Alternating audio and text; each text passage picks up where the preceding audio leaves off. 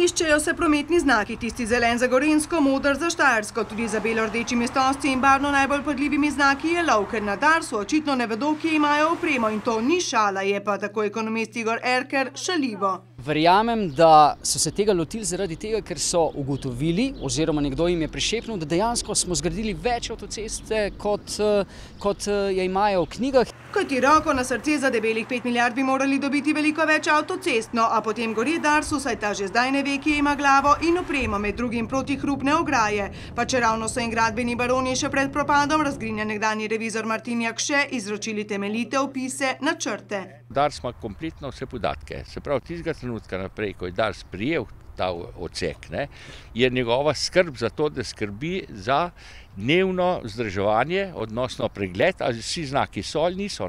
Ker gre, draga gospoda, vendar za našo varnost in da tujci vedo, kje jo makniti na morje. Bdenje nad opremo je torej vaša dolžnost, ne nazadnje.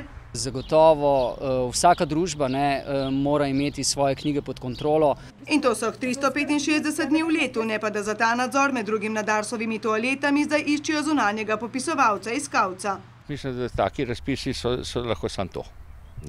Nekoristni in zapravljanje denarja. O čemer pa na državnem Darsu molk, o sramoti prikladni za humoresko in to s piko na i. Verjamem, da se avtoceste verjetno skrčijo skozi poletno pripeko. In da z njimi izpuhti še oprema, no, gospoda na Darsu, nekaj imate že pred nosom na lastnem dvorišču, zato pljunite v roke, ker obvoza res ne potrebujete in tudi ne razpisa.